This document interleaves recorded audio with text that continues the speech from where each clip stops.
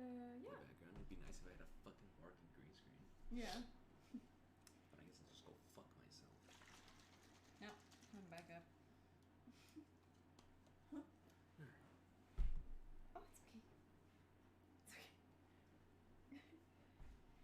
Maybe we so just... bold. Oh, Hannah Michael was commenting on it. Yeah. Maybe. Never mind. I don't know how to make it stand. Actually. It's not the fact that I couldn't stand. It's the fact that when I set the filter to like chroma key green, it like didn't pick up at all. I think it's something to do with like the lighting in here, but I was like trying different things and it just like wouldn't pick up. Like even like I would shine light on it directly and then that section like wouldn't pick up green. So I don't know what's going on. That is strange.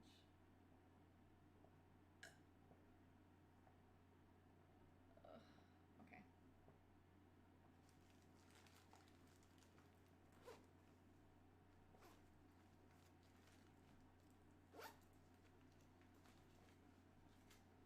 I lost my mints, so I cannot offer any mints today.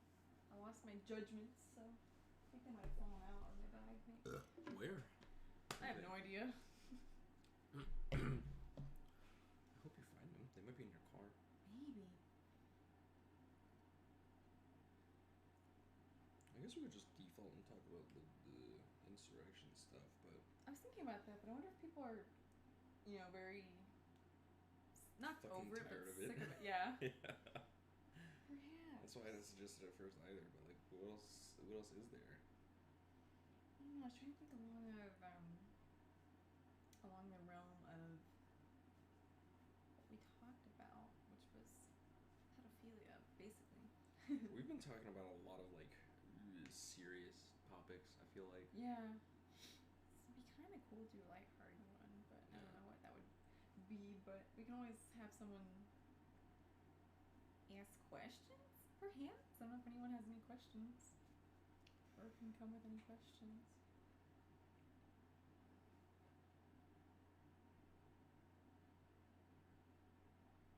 A little poke.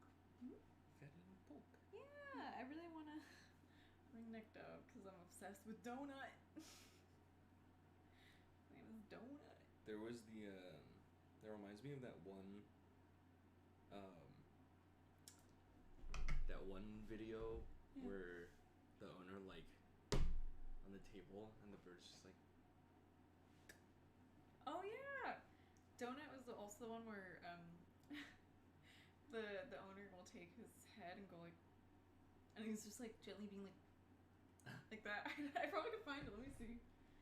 Donut. Birds just do things, I feel like. Birds are made of something else. Birds just kind of like exist, and we as a society are not forced to live with it, but it's something for us all to enjoy. Truly. Let me see if I can find like there's the bird with like the bottle, and it's just like... Yeah. I just think Are his eyes closed, or is he... Yeah, his eyes are closed. Oh.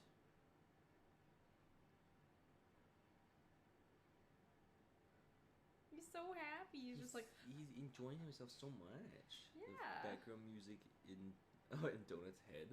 Oh, I don't... Hey, Mobile. It's like old-timey music.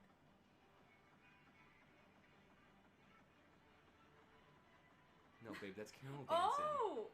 It didn't sound like it for a second. I was like, it's why does it's it sound super like... distorted. Yeah, I was like, why does it sound like something else entirely? I was like, what is that? It doesn't even sound like music. And I was like, oh no, it's caramel dancing. I'm obsessed with this little dove.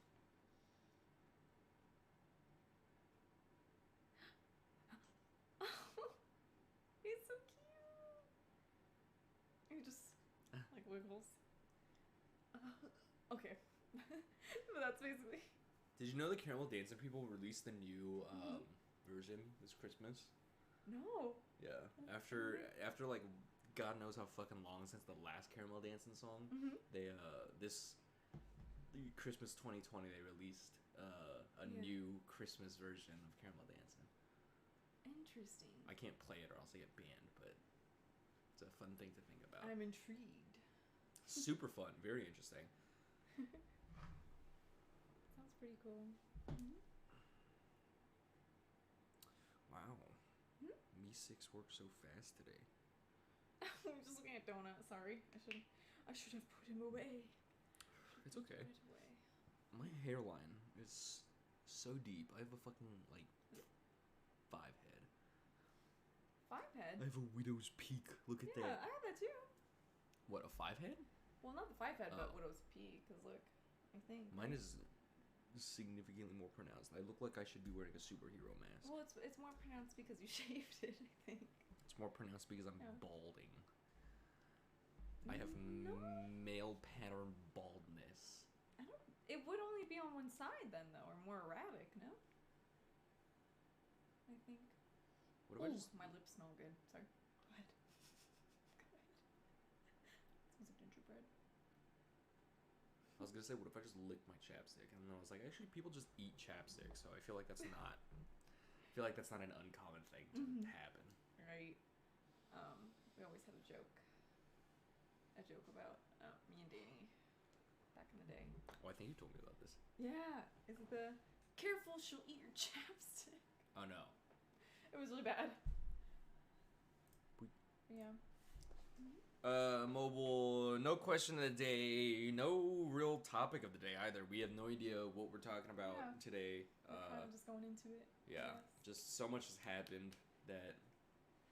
In the United States. Yeah. That we are just kind of like blasted out of our minds. Not really sure. A lot happening in Syria too, unfortunately. Oh. All happening all over the fucking places. Is France still doing their thing too? Probably, I think. We live in hell, I think. I think so. Yeah. Oh yeah, something did happen in Washington. Don't worry about it though. It wasn't a big deal. Yeah, no, I think it was fine. I think they're alright. We're ready to move on. I think they're okay. Yeah. I think our nation as a whole is fine. Yeah, I think we have a very well-functioning government, and I think our president has handled things very well. Yeah. So I think we're doing okay. I think we're actually getting better as a nation. Actually. Yeah, maybe. I think we're really heading in the right direction. Yeah, I think in the right direction. That was pretty good. Well, I guess just to sum it up, really, for mobile. Oh, I'm sure they know. Oh, okay. I wasn't sure if it was if they wanted to seriously know what happened, or if it was. I feel sarcasm. The little face at the end is basically just like a sarcastic. Okay, face. So let's make sure. But yeah, I feel like there's no way that people don't know about it at this point. At this point, yeah. An insurrection against the fucking White House, that's major news. Yeah. Well, some people would disagree when they're like, "Get over it," or something. Like some of the Republicans being like, "It happened. It's done. It's over it. Yeah, Shut up about the insurrection. Shut up about the insurrection." That's because the Republicans were the ones doing it. Yeah. Right. In the right direction. I'm glad me and Jeremy are on the same page. It's the first time I've heard of it. So yeah. You've impressed me. I brought it to the States. Yeah. It was imported.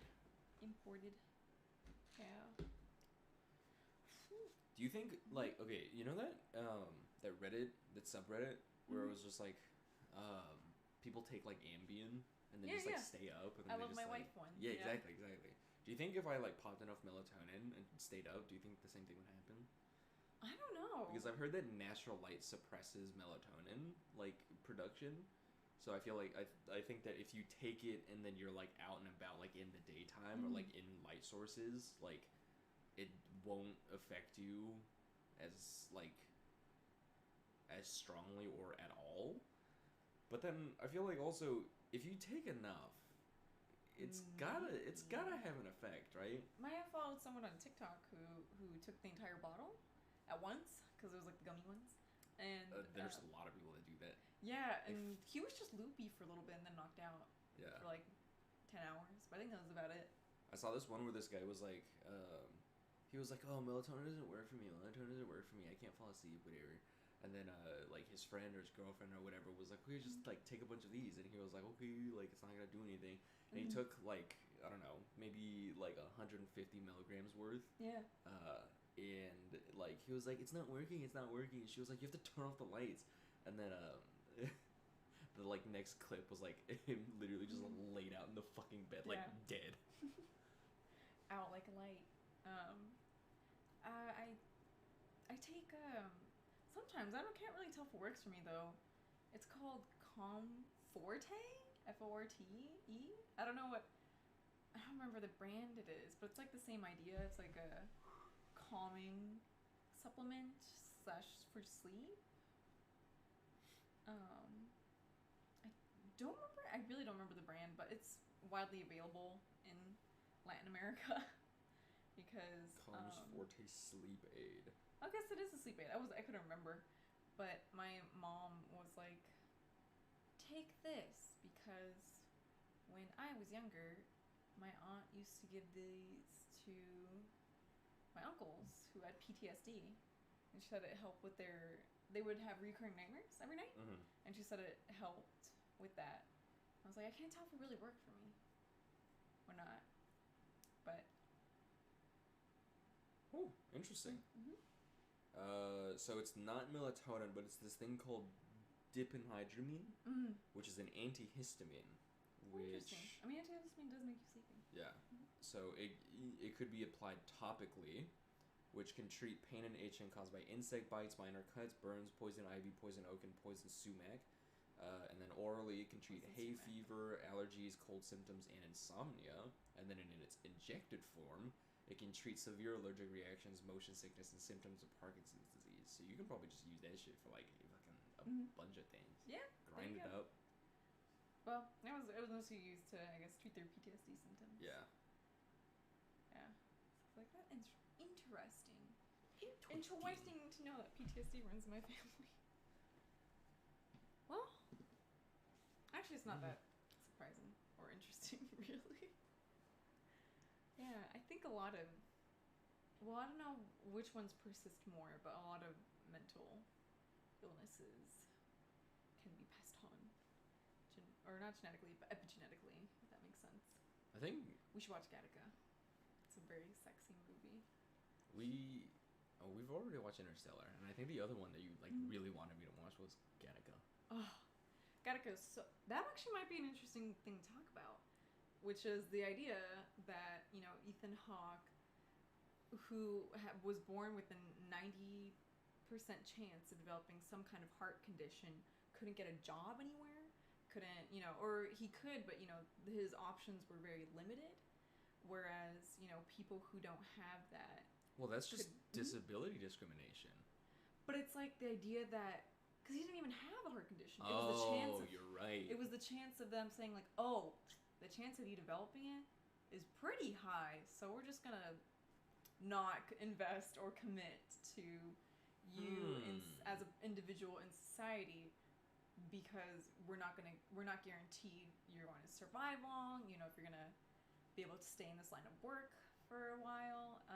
But yeah, lying about switching places with Jude Law and lying about his condition, and basically taking Jude Law's identity is what got him into the space program. Essentially, really good movie. Really good. I don't know. It's like the idea is, would you want designer babies so you could guarantee their quality of life? I was about to take it in the direction of like, I guess the answer to this is pretty straightforward, but I was gonna take it in the direction of like, if it were possible to like know what like ailments a person is genetically predisposed to, could you take action preemptively, including like with like jobs and stuff? But then that kind of just leads into like the whole discrimination. You can't discriminate against people because of like disabilities or whatever. So right. Yeah. I guess like when you have a kid, you do want to guarantee that their life will be like good and well provided for and everything. But I don't know, really, I think the movie really explores the price that comes at. The price of, well-meaning parents having these kids that have, no predispositions to genetic diseases, won't develop any kind of disability later on in life, and just completely eliminating all that down to the point where you can choose your baby's eye color, hair color, bone. You could. I don't know about that. No. Maybe you could. Yeah. But then, is that ableism? Because I think there's definitely like a sprinkle of ableism in there, but it's like, is at that point is it like? Because I think it's gonna sound kind of awful, but like objectively speaking, I would say it's easier to live without disability, right? Yeah. So generally speaking. Yeah. Like let's take like missing limbs for example. You know, it's obvious. It's much simpler to get by with 2 arms than it is 1.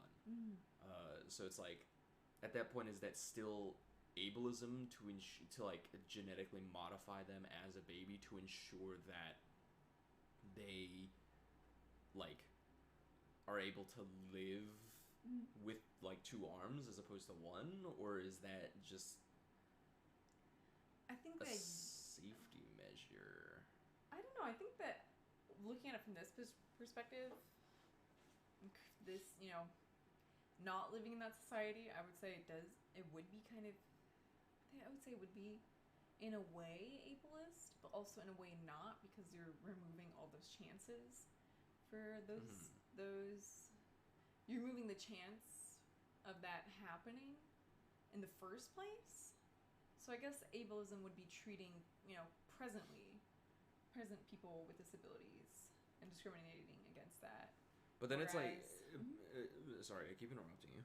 No, you're fine. But then it's like you're kind of going into that with the ableist conception of, I wouldn't want my child to have this kind of disability. Right. Because this disability makes life difficult, or like because I feel like their life would be better off if they didn't have that disability. So you're trying to guarantee quality of life. Yeah. So it's like, it's because there's like there's people even now in a society that's not Gattaca, where people are saying like, if I had a child, I wouldn't want them to be autistic, or I wouldn't want them. Well, okay, anti-vaxxers. Yeah. I don't want my child to get a vaccine because it can cause autism, and that's ableist. Right. But then the child, I don't know, because at that point the child is already born. So then, if you could stop that before the child is born. Yeah. I don't know if that's still the. I mean, there's still, the whole point of Ethan Hawke's journey is that he did suffer from, obvious heavy discrimination from people, because then, in that society, everyone knows like your genetic makeup and history. So he was indeed facing, I guess, a discrimination that's along these lines of ableism, even though he didn't have, he had a weaker heart, but he wasn't living with, I don't know, I guess I would say the disease, or the heart disease, but he was supposed to be guaranteed, or almost guaranteed to have, just the sole fact that he was, had a higher predisposition to having it was what employers were discriminating him based on. So I'd say that would be considered ableist, because they're treating him like he does have it. Yeah. No, sorry. It's okay. On Instagram. But I guess in my question, or not my question, but my hang up about that movie was the idea that we're focusing on the individual, on people, and changing the way that babies are born, essentially, by manipulating whatever the parents want in those child's genes. But I was like, wouldn't it be whack if the opposite of that would just be a society that's able to meet the needs of people living with disabilities? Like we can't even fathom that, if that makes sense. Like, we'd rather think, like, yeah, people are going to change their babies. Of course they will. But we never really stop to think about, wow, what if society, what if society guaranteed a good quality of life for each individual with or without disabilities? And people are like, holy shit, no. People are, like, so baffled by that, I think. Yeah. Or they're like, oh, hold on there. That's not what we're talking about. Yeah. Yeah. So it's kind of like, I feel like, is in a society where you can alter people before they're born to ensure that they don't have, like, to ensure they're, like, neurotypical and don't have disabilities or don't have, like, any kind of, like, physical illnesses or anything. They're basically, like, peak human beings, I guess. Quote-unquote, like, perfect. Yeah, that's, I feel like they really, sorry to interrupt. No, you're fine. Talk about the dichotomy with that, because while Ethan Hawke, they call him a godchild because, you let it up to some higher force, and his younger brother is a designer baby. So, like, it's like He's almost Gucci.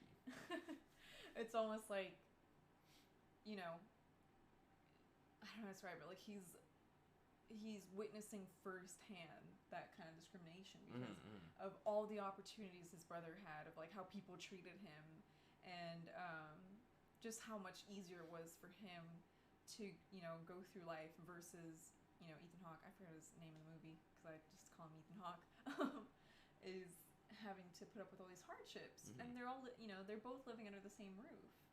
So it's just, even their own parents treat them both differently and have different expectations for them. That's just siblings, though. Yeah, I guess, but I guess played up a little bit in the sense that one is genetically perfect and set for life while one was not. Yeah, so whack, so crazy. Yeah. So it's like, at that, in a world like that where you can alter people to be, like, designer babies and stuff, you don't have to.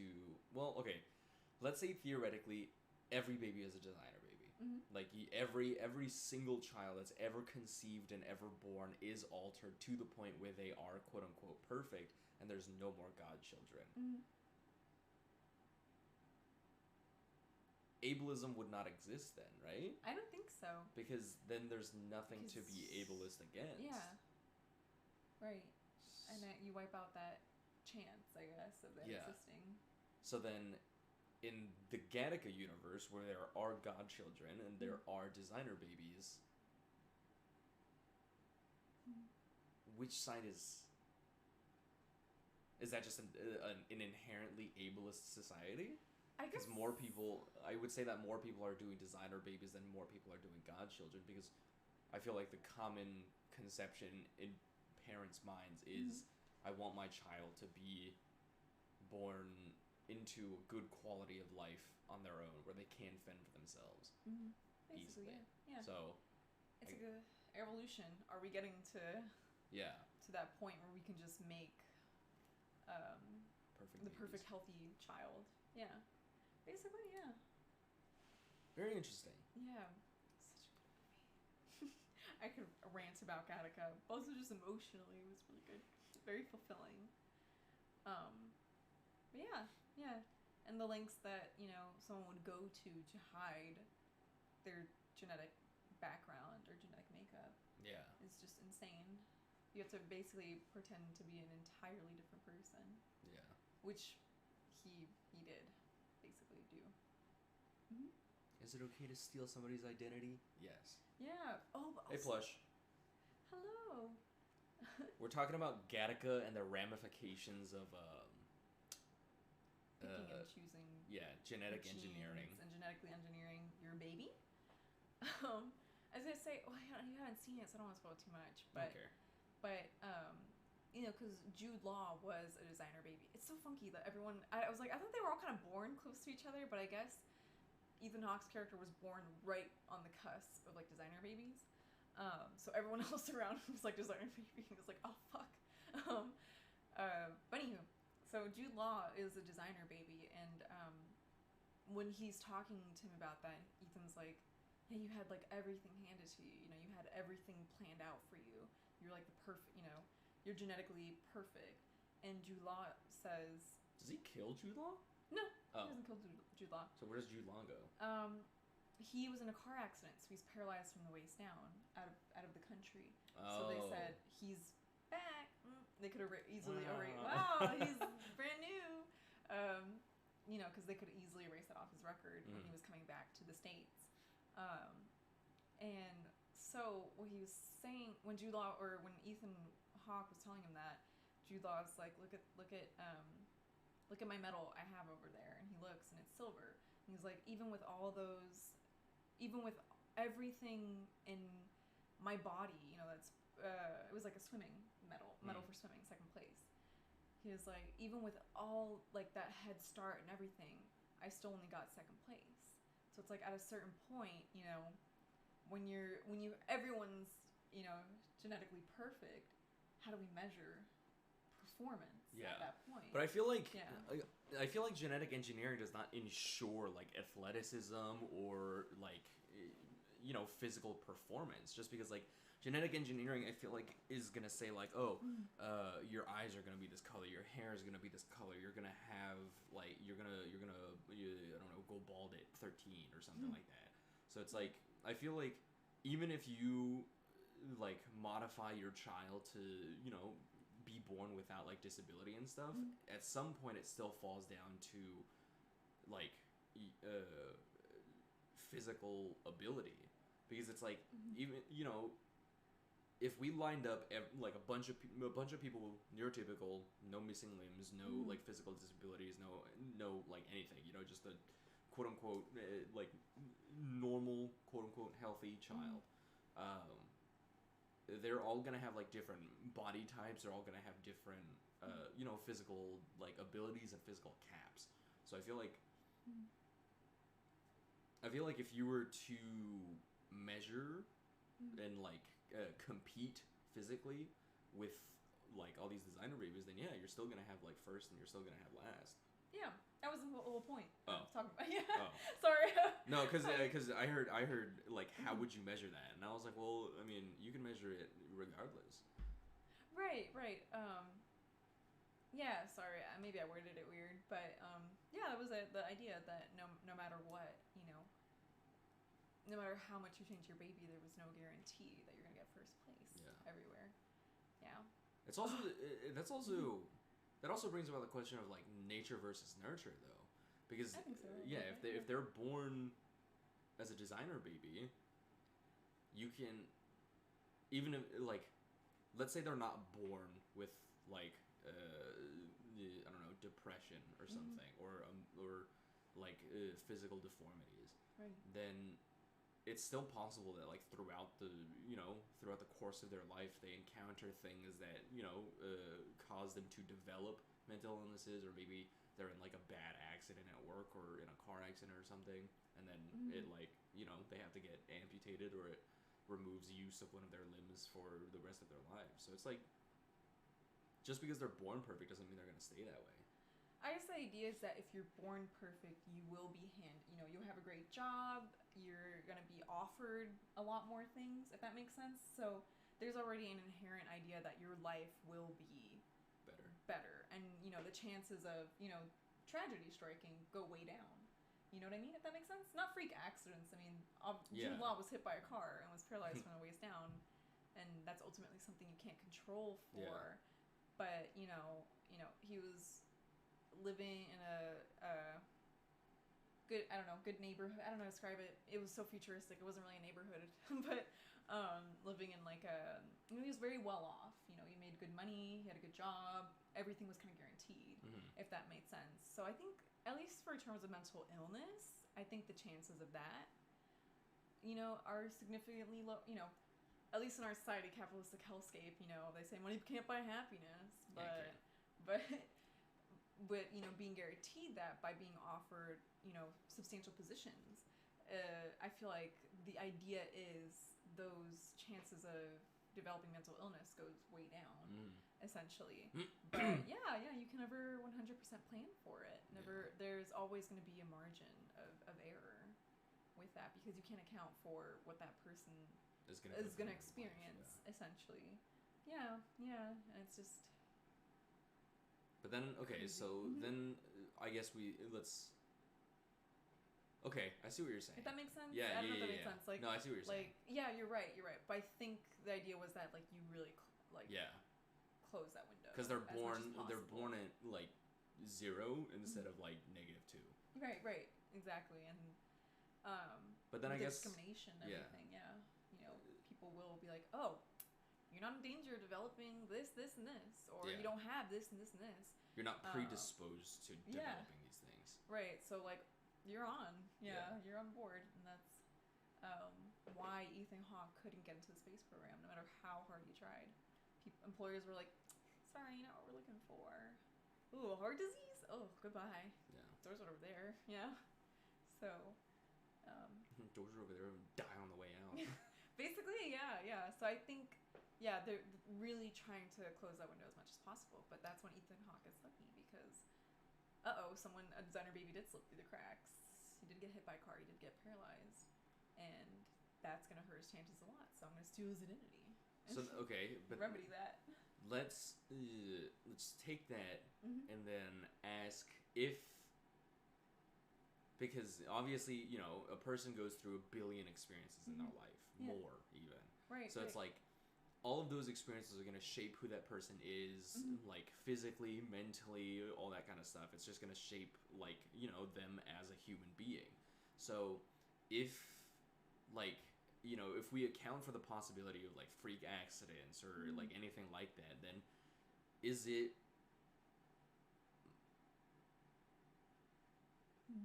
like morally correct, or is it even worth it at all to like start them to even like put forth the effort to try and start them at 0? Because it's very possible also that like, if we start them at 0, they're still going to end their life at like -30, Right, so if they start at -2, then like they would start, maybe they would still end at like -30. So it's like, is it worth that effort and like money to like channel all of this effort into putting out a baby that starts at 0 if the possibility still exists that they're going to end up in the negatives anyway? I think most parents would say yes.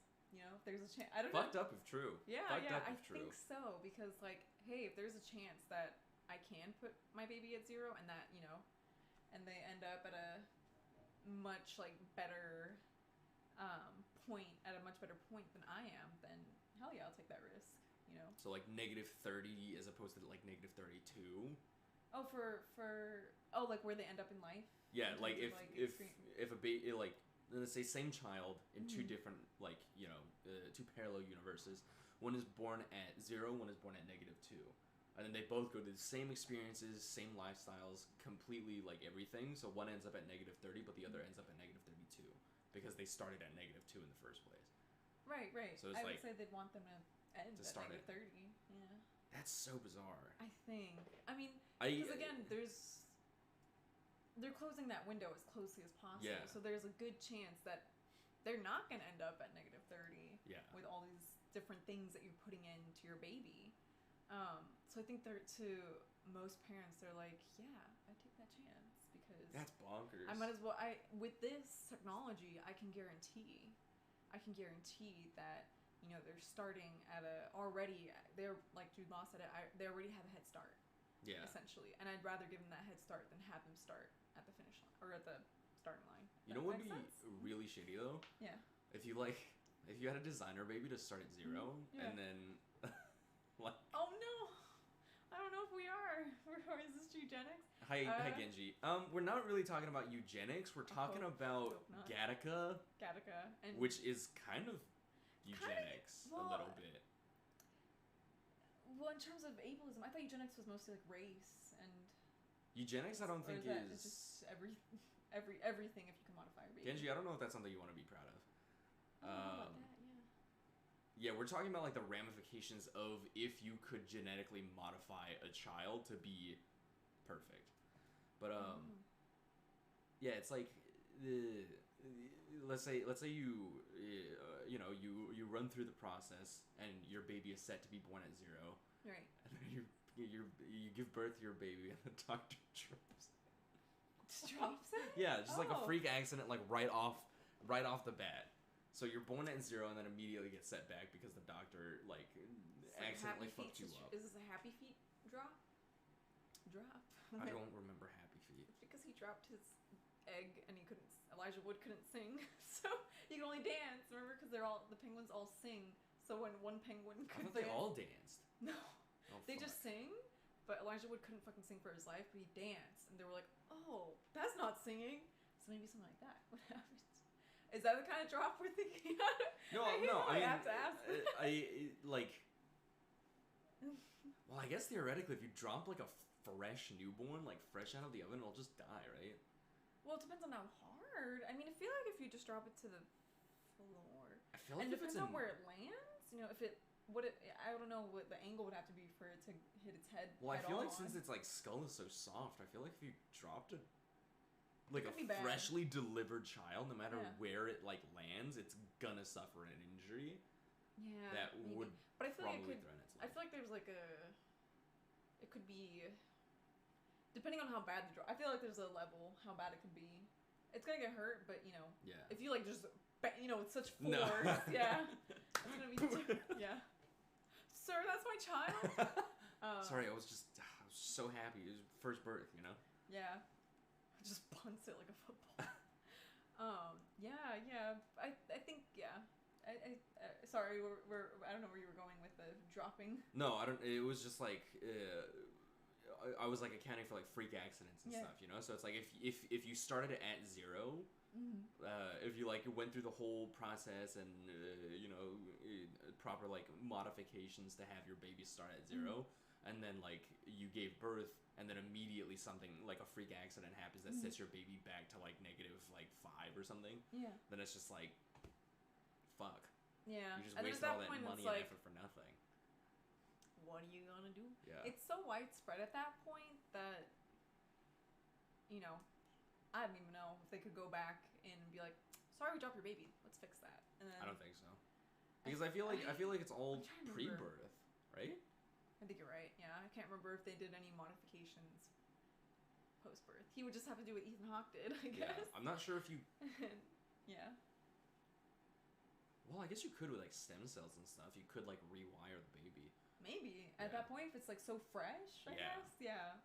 Could they Steamy, do something? Yeah. fresh out of basically. the oven? Yeah. Who Do we think knows? cloning is acceptable? I don't Depends what you're know. using it It for. I mean, there was Dolly the sheep. Dolly the sheep, yeah, but she was Which like a is interesting. test to see if we could. If we could, and she died in like 6 hours. Yeah. Yeah, so it's weird. I feel like I don't know if it'd be ethical, because you are creating something new. Playing God. Kind of. Well, you are, I mean, yeah. let's think about what cloning would be used for. Like if it's a commercially available thing, then people are probably gonna use it as like stand-ins for things that they don't want to go to, or like to like handle multiple things at once, right? But then the issue then is like, if you make a direct clone of yourself, it's obviously not gonna come out the same as you are at that moment. It's gonna come out as a child, and then it's gonna grow and go through all of its own experiences that you cannot in Account any for. you also just cannot in any way, shape, or form say that. Like, you can't mold the experiences to be the same as the experiences that you went through. Because the people that you've met and the people that you've, like, interacted with in your lifetime are not going to be around for this new child you to meet and interact with. Yeah, unless there was a way to age it, but that's like, I have no No, idea. I don't think so. Currently, no. Currently, no. Currently, I don't Yeah. know if that's even In a movies, possibility. Yes, and TV shows, yes, but I don't know. I don't really see the need for cloning Yeah. either necessarily. Also, it would just That's- contribute to significant leaps in overpopulation, I feel like. Probably. I mean, if everyone got one, I mean, I'm sure. I'm thinking it would become like a need, like okay, who needs this, or Yeah. or well, there was actually after Dolly the sheep happened, there was an interesting like service, or I can't remember if it was theoretical, if these people were actually going out here and doing it, but they were saying, oh, if you've lost a pet, like a cat you really loved, a dog you really loved, they could clone it for you. I think you told me, I think we talked about this before. Really? In like I a don't car remember. or something. Yeah, I think it was yeah. like And briefly mentioned. Yeah, and I was like, I don't know, it's kind of, you know, very thin line right there, because yeah, you can recreate how the pet looks, right? But you can recreate the physical aspects, but you can't. There's no guarantee that, you know, what if it's what if your dog's suddenly aggressive? Pet cemetery. You know? Basically, yeah. What if like that dog, you know, who, you know, for example, was really loud and like loved to bark, is suddenly very quiet. You know, there's stuff that you like you can't control really behavior. Yeah. Really, it almost falls more into the nurture box, I think. Yeah. Because you can't guarantee, like you said, you can't guarantee that pet will have the same experiences. Yeah. That will, you know, make it your old pet, basically, yeah. or the pet you miss so much. And even Skip stuff like Coraline. if you like link the two things together, like cloning and then the Gattaca thing together, like you still couldn't even guarantee that it would be the same. Because like you can modify it like all you want to like make sure that it's like this dog is loud just like my last pet was, or this pet likes to cuddle just like my last one did, or you can like even tweak all those like little things to ensure that like genetically, predispositionally, it's gonna be just like the old pet. Yeah. But then nurture comes in anyway, and nurture takes hold. And it's just we just don't know enough about what's nurture, what's nature, and the fact that, you know, we have epigenetics to kind of prove how like difficult it is to see where that line is. Yeah.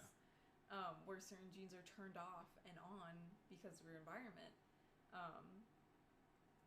You can never guarantee. You can never guarantee it. I think unless you do recreate the same life, like 100%.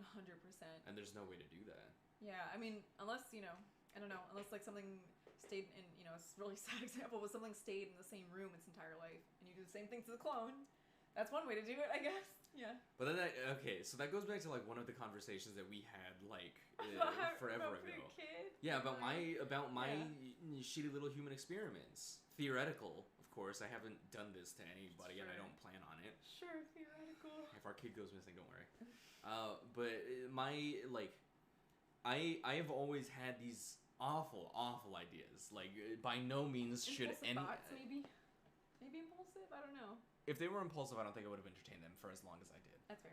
But essentially what it was like, could you give birth to a child and then mold it to like react to things differently than human nature provides, you know? Basically prioritizing nurture over nature. So let's say, like, because if we think about it, children, like babies and stuff, when they fall, they don't cry immediately. They only cry when their parents start to freak out and they're like, oh my god, are you okay? And it's like, oh, I should be crying. And then they start crying. So if we were to like take that and then just like blow it up like astronomically, then let's say, you know, you give birth to a child and you just leave it in a room, and then like you go in and you teach it like you know, English, math, all the basic things that it would learn in school at like its appropriate ages and stuff. However, you distinctly keep it away from all sources of reaction. So like no, like you don't get mad at it, you don't show it anger at all. So like the only person that it's meeting in that entire like, you know, span of its critical period is like you and maybe like some other like parent or something. But ideally it would just be one person to limit as much interaction with other people as it has, to like lower the chances of it being exposed to reactions as much as possible. So let's say you just put it in there, you don't get mad at it, so you don't show any anger, you don't laugh around it, you don't cry around it. All you do is you go in, you teach it language, and that's like it. Just so it's able to like communicate and stuff when it comes out of the room. So then the idea is, if we were to do that, and then after its critical period, after it's like finished learning everything that it needs to learn to like be able to kind of like hold its own, and then you put it out into society, one, I mean, realistically, it's gonna freak the fuck out because it guaranteed is just not gonna know how to deal with this many people at a time because it's only met one person for like, who knows, like 8, 9 years, maybe 10, 12. When does a critical period end? I don't know. I don't know. Honestly, I don't think the critical period ends until like 20 something. Holy shit! Are you serious? Oh, like, are you thinking of like? Well, yeah. Cause critical period, as in like direct like impression, I guess. I guess. Because I know that like you can still like change and stuff with like experiences and such, but critical period is then I guess like, you know how there's like the period of time where if you like don't teach a child like language or math or whatever, then at a certain point it becomes really hard for them to learn it. Oh, I see what you mean. I feel like that's like 9 or 10. Yeah, that'd actually be younger, 6 maybe. 6? Wow. Yeah. But yeah, so it's like if we did that, you know, for like 6 years and then put them out into society, like, would they still be able to wrap their head around like reactions that people have? Would they still be able to like, you know, be socially adequate to do anything? No.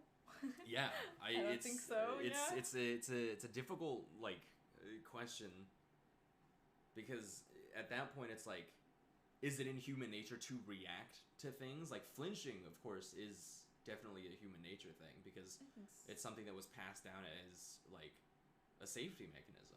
If something's coming at you and your brain registers as like, this is a danger to my body, then you're gonna like react away from it. Right. But things like emotions and stuff, can you train that out of a baby? Not advocating for this. It's just a thought that I've had and entertained for many years. I will not act on it. Just putting that out there. If you see me on the news, it's fake. I think it's entirely possible because again, you have like the cats who will try to bark because they're raised by dogs. You'll have the dogs who will never bark because they're raised by cats. So you learn like that those behaviors, like, wait a minute, that's not genetic. That's because that from a young age, this animal was with other animals not of its species. So of course it'll adopt those behaviors because, well, I guess excluding maybe animals that are not social. I can't guarantee that they would respond in the same way, but at least with social animals, we know that to fit in and to fit in means to survive, and to survive means you have to behave this way. So would the treatments or would like do the minds of like cats and dogs work similarly enough to the minds of a human that would matter? Or that it would like change at all? I don't know all? if it's necessarily the minds of a human, but they are social enough where maybe it would. Maybe it would. Maybe they would react that way. Interesting. Perhaps, I don't know. Social animals are very interesting. Yeah. To study. So then here's another one. So as opposed to like a mental facet, what if, like, let's say, at this point, I don't think the child even has to be in a room. Just, like, keep them away from, like, interaction with, like, anybody that's, like, outside of the house area. Yeah. But, like, if in the house, you're... That's just a pandemic. You're fair. But, like, you're only, like, even, like, TV and stuff, though. So, like, they're inside the house, like, you're just crawling. Yeah. Like, you're just, like, slithering around on the ground and stuff, and this child, like, only... Yeah, and the child, like, sees everybody in the house as, like, crawling around, and so they think that that's, like, the only, like... That is the human mode of transportation. Right. So if we were to do that, is it human nature to try and walk, or are babies just mirroring what they see the adults doing? I think, I don't know if this is the question or the answer you're looking for, but due to our bone structure, we are bipedal. So I think that baby would suffer some health repercussions. Oh, absolutely. Crawling on all its life. Its legs would be fucking useless. Yeah, well, not necessarily the legs, but the back would be incredibly fucked up because, I mean, the back is already kind of fucked up in general. Our knees would be very fucked up if we were just crawling everywhere. Okay, so, like, if we were just, like, army crawling with, like, just our legs, or with just our arms and, like, not super our legs, I feel like at some point our leg muscles would just begin to atrophy and, like, we would just not be able to make it. Actually, it might be better to crawl. actually. I know we are bipedal. Hands and knees, or like full body, like slithering. Oh, hands and knees. Yeah. Okay, hands and knees, I think, is probably okay. Yeah, that's what I was thinking. That's what I thought you meant for some reason. But actually, I was gonna say, I was like, wait, our back, you know how our back is like a little S kind of almost. That's because we evolve with our gravity pulling this way, not this way. If that makes sense. So it actually might be better to just. So eventually, you're just like that. Well, that's why our backs get so fucked up because you know the curve. It's like it I'm supposed to be being pulled this way, but I'm walking, so it's being pulled down. You know, and that's how we slouch and like fuck up that curve. Yeah, and the curve just gets deeper. So actually, maybe moral of the story is maybe crawl, guys. Yeah. So besides like crawling, like slithering on the fucking ground. Yeah, slithering on the ground definitely would not. They'd be buff as shit, like from the top up. Yeah. But is their arms? Were they using their arms? Yeah. So I would say probably like just like crawling. yeah. Yeah. Okay. But like without legs. So you meant just like. No, I don't like think we can move like that. You could try. Only one way to find out. I'm not gonna do that. Yeah. I'm like. Yeah, then I think you're right. I think that baby will because it hasn't been taught, you know. Yeah. Any other way. And it's not aware that that's like a thing that it can use. Yeah, or you know, because humans' intelligence are a little different than animals. Maybe the baby will figure it out. Maybe we'll figure it out, or maybe say like, "Hey, this is not that easy, or not conducive to my survival. I'm gonna crawl on my hands and knees now, or something like that." Because the knees would be really fucked up, though. The back might not be fucked up, but the knees. 100%. Your knees would be tough as shit. Yeah, you have like a thick layer of skin on your. Your kneecap would be impenetrable. Yeah. Achilles who? Yeah, you'll like knee someone knees. And they'll die. That's how. Fuck yeah, dude! I'm gonna make a baby warrior. Yeah. Yeah. So I mean, because babies already naturally kind of crawl like that, though. No. Already? Yeah, like, that's what I was gonna say. Yeah, but then like. Or they're inclined to do that, and no one has really taught them to do that. Think about it, yeah. So then I was thinking, like, because I had that thought too, that when you put a baby down, like, gently, just set it down, not euthanize it, but like when you set a baby like down, I think instinctively it just kind of goes like that. Yeah. So then, if we were. Because like since that's their natural like state of mind, quote unquote, like when if they saw other people crawling and stuff, would they then force themselves to start doing that instead of like crawling around on their hands and knees? Like at the point where they would start walking normally, would they start mirroring the other adults in the vicinity by crawling around? I don't know. It's hard to say for sure, but I feel like if crawling hands and knees was already the default, they'll just naturally go back to that, if that makes sense. No matter what, like they'll probably see people doing weird shit, and they're like, "All right, that was a good time. Now time to back up on my on my hands and knees." Oh, weird. Because then it's like, I don't know. They're like, "That was fun." Because they definitely won't be able to walk, like if they're only crawling and stuff, like. If they're crawling on their hands and knees, I think at some point eventually it would not be difficult for them to learn to walk because they're already using their leg muscles and stuff, so they still exist. But if they're slithering around and they're not using their legs to help push them because that's not like an idea that they're used to, and they're just like crawling around on their arms and stuff, then I think like their leg muscles would just kind of like weaken over time to the point where they're just like atrophied, and if they tried to walk, their legs just could not hold them. Maybe they'd have to do it for a really prolonged period of time. Also, sorry, my dad spilled stale coffee into my Hydro Flask and it tastes Does it taste bad? Yeah. Ew. This is gross. I'm still gonna drink it though. You can wash it. There's water. I filled it up with water. There's water here. If you want to wash it, then we'll just put more water in it. No, just okay. We'll wash something. No, it's okay. I don't want to waste good water. I think you'd have to convince that baby to keep doing it for a very long time, and there's no guarantee that it won't go back to default, if that makes sense. Well, that's what I'm saying. It's like, if it's like limited to just the house, right, and everybody in the house is just crawling around like that, then this baby's not going to have any exposure to people walking. It's only going to have exposure to like adults like crawling around, so that becomes like the normal idea. Oh, I was saying it would go back to hands and knees. Yeah. So that's where the difficulty comes in, because if they only see other people crawling around on their arms, at the point where they would normally start walking, would they start crawling like the rest of the people that they're seeing, or would they just continue to crawl on their hands and knees? Or would human nature just tell them that they can walk, so they should walk? Because they don't know what walking is at that point. But is it human nature to know what a walk is? I don't know. Human nature to know Scooby-Doo run cycle. I have no idea. I really don't know with that one. Because I forgot that hands and knees is probably our default, because that's how primates walk. Yeah. And normally get around. So evolutionarily speaking, at least hands and knees is kind of there, genetically speaking, or is passed down to us. So yeah, I don't know.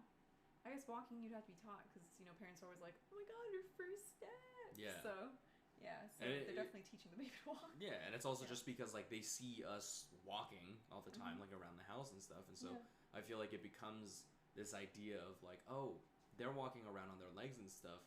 I should try that. I must do that now. Yeah, it's a nature versus nurture. I don't bark, or I don't bark because the people around, the animals around me don't bark, or I bark because the animals around me do bark, or I walk funny like the little cat. I trot because I'm raised by horses. Yeah. So that must be the way to get around. So, and then also if you speak if the house speaks primarily in accents, you know, or okay, so if everybody in the house spoke the same accent and the baby started, like speaking and stuff, I feel like it would probably start speaking in that accent. Yeah. But what if everybody in the house spoke different accents? Which accent would it pick up? I would say the primary caregiver, probably. PCG, the primary caregiver. Caregiver, I think, is one word, so I think it would just be PC. Oh, okay. I say PCP because primary care provider is the acronym in doctors speak. Does that make sense? Yeah, but care provider is 2 words. Oh, I guess so. Yeah, I guess that's true. It would probably latch on to the person it spends the time the most with.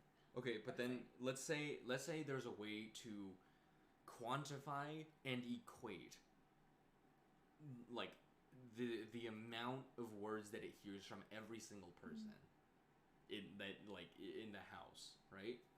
Right. So everybody gets like 500 words a day to this baby, all in different accents.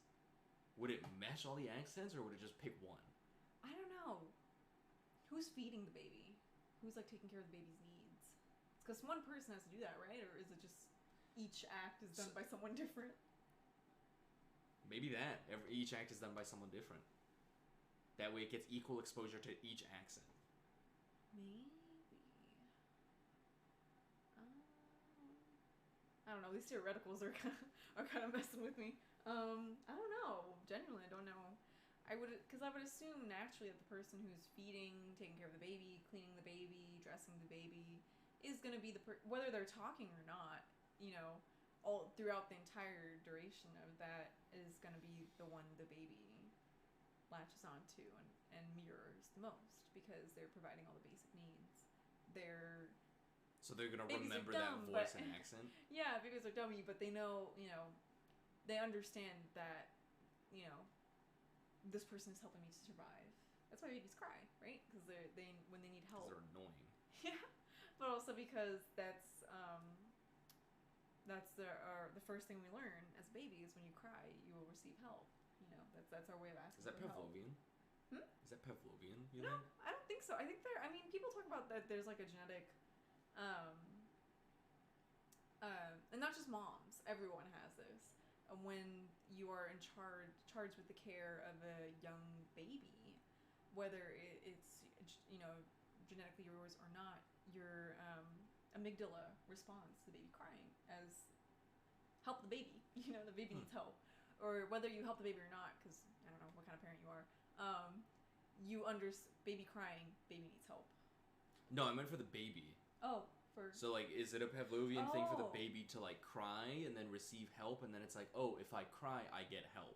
Therefore, I should cry. It's almost evolutionary in a way, because not just humans do it. A lot of animals do it. Oh, that's true. Yeah, because what's the biggest goal of evolution? Survival. So when you're a baby who can't fend for itself, you have to cry to get help to survive. You can't feed or fend or take care of yourself. You have to cry in order to survive. And I feel like that link is just so like ingrained in so many, not just humans, but in so many animals' kind of like evolutionary background, genetic background, that no matter what, that's all a baby knows for sure, concretely. Like, I cry, I survive. Interesting. If that makes sense. So I don't think that's a learned behavior. I think that's something that comes very naturally. If that makes sense. Mm-hmm. But yeah. So I think the baby will always cry when it needs help. When it knows, when it knows it can't do it itself, And then, or doesn't know what's wrong. Yeah. Yeah. I mean, I was gonna say then, like, what if you don't respond to the baby when it cries? Well, then what? That's the thing. A lot of parents will let their baby cry out, and not not extend help because they think that depending on how old the baby is, usually just when usually just an older baby, like maybe like 10 months, 11 months to a year, where in order to decrease dependence or kind of start putting some distance between you and the baby when you can't be there with the baby 24/7 anymore. They'll let the baby kind of cry out for a little bit, finish crying, then help. Or if they know, like, oh, my baby's not in any immediate danger, doesn't need anything, just ate, all that, if they can already account for that, then they, won't help. If that makes sense? Yeah. To kind of instill a sense of independence or, kind of start creating a little bit of distance, like a tiny infinitesimal amount of distance. But some parents say you shouldn't do that, or some people say you shouldn't do that you should always respond to your baby's cries. I remember this lady on Facebook was like, oh, I was that parent that was always there when my kid cried, and other parents would say, oh, if you keep doing that, you're going to have like a teenager in your bed, basically, that'll come crying to you for everything because they can't fend for themselves. But because she did that, her son would come to her with any problem. It could be something, that was small to her, like maybe he was freaking out about a girl, or maybe his friends made fun of him. Good parenting, yeah. To her it was something small, but to him it was like that was his whole world. Yeah. And him going to her for help really proved that, maintaining that really close relationship from that early age and on will foster a very, very good relationship between you and your kid. So there's like a lot of controversy with that, with like letting your baby cry out so they're independent, or not letting your baby cry out so you can, when they get older, they'll always feel comfortable enough to come to you with help. So yeah, it's a very hotly debated topic with new parents, at least. I think the interesting thing then is that this kind of ties back to a conversation that we had, I think, last week or at some other time, right, where we talked about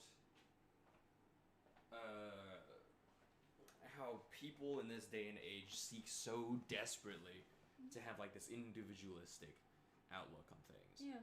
But if a baby cries because it knows that is gonna call help for itself, then that kind of directly negates this idea of individualism. Because if it was individualism, the baby would just like innately know that it has to fend for itself. Even if it's like not entirely capable, like it would develop a sense of individualism a lot faster, I think. And so because of that, I think that it's like it's just a part of evolutionarily descended human nature to say like humans need help from other humans, regardless of like what the situation is. Like, right, humans are not meant to be individualistic. Right, and I think we talked about this when we were talking about the United States and like this push for the self and push for individualism. While there's pros and cons to that, at the end of the day, we're community. We're pack animals. We're community animals. We're colony animals, basically. And without, human interaction, human help, any sort of human connection, you really put yourself at risk for, developing depression, things that would, typically hinder your survival, if that makes sense. So the whole idea that, we are individual and we're like completely like separate from another is not entirely sound. We're all different, we're all unique, but we're also, the idea we're all the same. I don't know, it's cheesy to put it that way, but we all need bleed red. All lives matter, guys. We all have the same needs at the end of the day. So, and we all know from a young age as babies that our greatest superpower or, our greatest skill is our ability to ask for help, ask someone for help. So, I don't know. I don't know what else to say about that, but other than, I think that's pretty cool. I think it's pretty cool that we need each other like that. Oh yeah. Yeah, I think it's pretty neat. I don't get the whole lone wolf cool. I mean, that kind of plays into patriarchy, toxic masculinity stuff. That's pretty pervasive in this day and age. But we are very interwoven, and not just from a genetic evolutionary standpoint, but just like in terms of how our livelihoods, our personhoods, it's heavily tied into other people. Like how people say, like, we're made up of experiences, really. And that's, more often than not, those experiences involve people. So I think that's neat. I think that's cool. I am a very firm believer that, people are shaped by the people they meet and the experiences that they have, either with those people or without them. So the individualism idea has never made any sense to me. Yeah. Like point blank period. Right. I think it was a kind of a push for, I don't know when it really started, maybe the era of romanticism or whatever came before or after that, all of time. I think the idea was that, we are special, we do have unique talents, we do have something to offer. And I agree. I feel like, each person is different. No one is exactly the same. But, people forget, like, that's because, our experiences are different. Our experiences are so vastly different. And that's something we can all kind of relate to on some level. I think, I don't know, it was just like a push to, I think it was romantic era, because, it was a push for artists to, like, offer what they had, all the different arts and things like that. And but I feel like people will naturally do that no matter what. I feel like people draw inspiration from their environments, from who's around them. And because it's different for everyone, of course everyone's going to make something different. Of course, natural inclination of humanity is to make art and to express ourselves and to experience such a wide variety of different experiences. So I don't think there needs to really be an emphasis on the individual for that to kind of happen, or that course to naturally happen. I think that's how that kind of got started, historically speaking, and then kind of got twisted with capitalism, all the modern banes of our existence. That was my TED Talk. Thanks everyone for coming. I'm gonna drink stale coffee water. Yeah, it's just weird to me because it's like, there's people out there that are like successful or that have like found their way and are on their way to being successful and stuff that refuse to share the information that they have like, gained and stuff. And it's like, if you can share that knowledge with other people and help them be successful, it's not going to detract from your own success. So just like that idea, like individualism, where it's like, only I can have this knowledge that brought me success and no one else can have it. Like, that's so weird to me. Like, you've had these experiences, make it easier for other people to also have these, like, experiences and knowledge vicariously through you. Like, just because you suffer doesn't mean that other people have to as well. That's how like billionaires exist. Yeah. And Pieces all of that. shit. Yeah. Every single one of them. Yeah, False. fuck 'em. Yeah. There was I listened to one of the Duncan Trussell episodes. I think it was one of the more recent ones where he was talking to a guy who's a consultant for billionaires, and he's like, it's so whack because they recently started to put stocks and investments in water versus in water.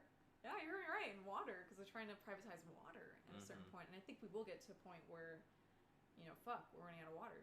Hopefully not in our lifetime, but we're gonna run out of water at a certain point. Nestle's doing that, I think. Yeah, Nestle's doing that. Someone tried to. I know a company tried to do that in Bolivia, but the people really fought back. They fought back hard, and were able to protect their water sovereignty. Yeah, but they were able to protect their water sovereignty. It was called Cochabamba water riots. Really cool story if anyone's interested in looking into that.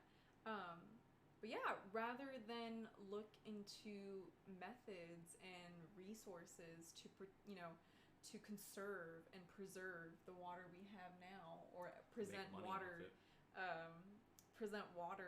as make it as a sustainable resource, basically, or establishing as a sustainable resource. They were trying to find ways to create like stocks for water.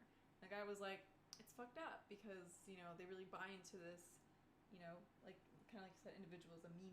I have to survive. I'm surviving like by doing this, versus confronting and trying to understand that that's not the way humans should function. They've never functioned like that before, and again, for lack of a better way to put it, it's just not sustainable. Yeah. Essentially. Because it's like, I feel like at that point when it's like all about you all about like the quote unquote top dog, then it's like at some point you're gonna be the only dog. Exactly. And that's not it, like it, if you're the only dog, you are like, you can't procreate or do anything, or you can't survive sustainably all by yourself because you can't do everything. Right, exactly. So you forget that your well-being is tied into your community. Yeah. And if your community is wiped out, then you only have a couple days. Yeah, you only have a couple days until, I mean, not literally, but your time is short at that point. Yeah, fucked up. Capitalism really fucked up a lot of people. Really fucked up a lot of things. Yeah. Ugh. Yeah. I could rant about capitalism for hours and hours. We need communism when we need socialism or something. We need something where everybody is treated equally and not with some dumb fuck bullshit in mind. Yeah. It's okay to be a part of a community, people. It's not that fucking hard. Yeah. Let's see what happens. Hopefully we don't run out of water. I hope I didn't cause any stress or anxiety. No. For anybody. I don't think we'll run out of water, at least in our generation or in a couple of generations. I think if anybody tried to do that now, like, it would be met with a lot of pushback. Yeah. I mean, there already is so much pushback for privatizing water in several African countries, and also going back to Bolivia. So I feel like there will always be people fighting. There will always be people who will create those sustainable channels. People who will find ways to ensure that as many people as they can reach will have water. So, I don't know, I'm optimistic. Cautiously optimistic. But optimistic nonetheless. Yeah. Shut down Nestle. Fuck Nestle. Fuck Nestle, honestly. Shit's not even good. Choke. Yeah. It's just bottled water. A bottle of water. Friend, I have something to show you. Look, go to your tap. Go to your tap right now. It's a bottle of water. Go to your tap right now. Look. Turn it on. Water. Look, water. It's water right there. Yeah. And then everyone else. You don't need a bottle of water anymore. It's fucking water. Tastes like fuck all. It's water. Water, right? Yeah. We're all becoming Lemmy. Or at least we're both becoming Lemmy, I think. Lemmy's gonna be our water spokesperson hero. when they try to privatize water. Yeah. I love Lemmy. I'm still thinking about how he spit on the British. Oh yeah. He went up to it directly. He was like, wait. And he walked. Or the part where, oh god, I really want to watch one of his streams, videos, whatever. When he did the school cheese, look at me. Oh yeah. When he was so shocked, he's like, he's talking to me. Microaggressions against Louis. Yeah, I was like, fuck, I love. I mean, if you're watching this, I just want you to know. Louis, if you're watching this, please promote me. I love you. Yeah, I love you. Yeah. I was gonna ask if you wanted to move to something lighthearted and ask you, what would you name a Burmese? What's a good name for a Burmese mountain dog? Ooh. If you want something stupid to talk about. That's, I don't know. Everything we talk about is so heavy. I feel like naming things requires meeting them first. But don't Burmese mountain dogs kind of all have a general They same build? Yeah, they all like look the same, but they've all got different personalities and stuff. I think it'd be funny if we named it something like small, like some, because they're so big and furry, like Pebble, you know, like That's like actually a super big cute dog. name for anything, Pebble. Pebble, I don't That's know so why. I just saw, I showed you the video where the girl's sleeping and her cat's sleeping, or she wakes up and the cat's sleeping next to her, like she always does on the bed. She's like, wake up, Pebbles, and all she does is like a little squeak. She's like, like that, like that. So cute. Pebbles. I wanted to show you this. Actually, you just reminded me. I think Pebbles is just such a cute name. Pebbles is Sorry, the I'm most so adorable basic. name. But I like Pebbles. What was the second one I liked? Pebbles. Oh shit, I can't remember. Pebbles.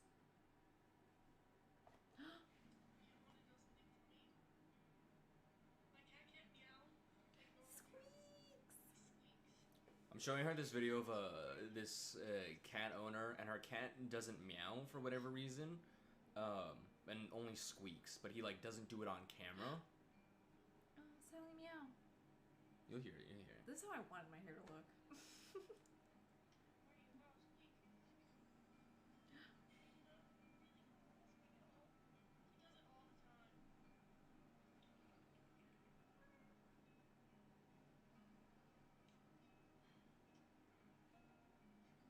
Please, mister. Please let me go.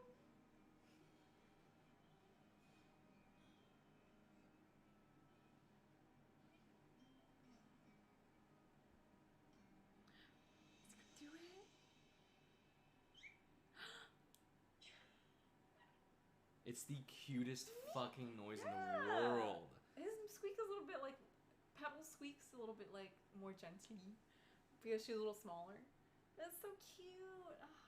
My cat kind of squeaked a little bit. We half meowed actually. Half meowed is probably the better way to say that. But I can't remember what the second name I really liked was after Pebble. Pebble. Pebble, I feel like is Pebble/Pebbles is already just like a very good name. Yeah. That's I it. thought that'd be cute. That's it. That's my 2 cents on that. I just feel like if we name a very big dog something that's very inherently small. I can't think of anything else. Pebble. What else is small? I don't know. Small rock. Small rock. Marsh for Michelle's house, the cat that gave you allergies. Marshmallow. Mini marshmallows. But yeah, I don't know if.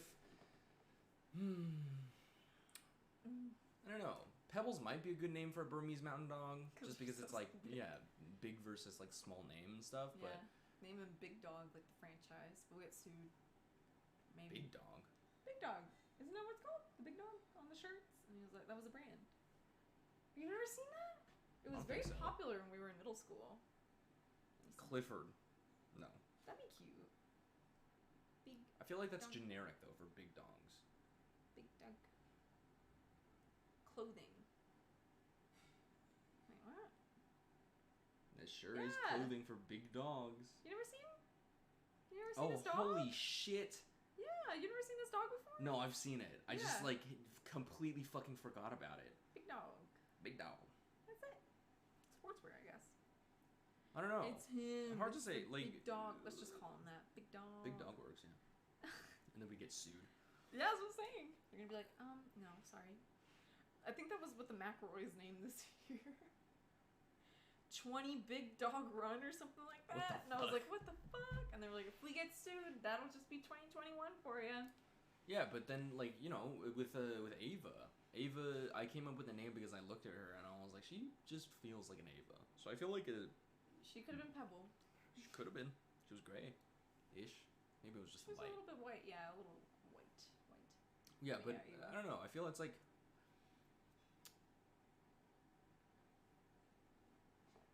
You know, baby. Yeah, you gotta meet them and feel them, and then you can find a name. That's true. I mean, also I just named Oso because one of my aunts once removed dog died, and his name was Oso.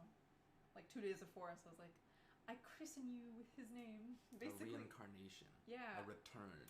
And then Lee May I named after a character in an Iron Man movie. Zazu I named from Lion King. Marisol we named because she's yellow and blue, like the sun in the ocean. And Sunshine. Simple. Yeah. Wow, my naming schemes. Toothless is Toothless because of Toothless.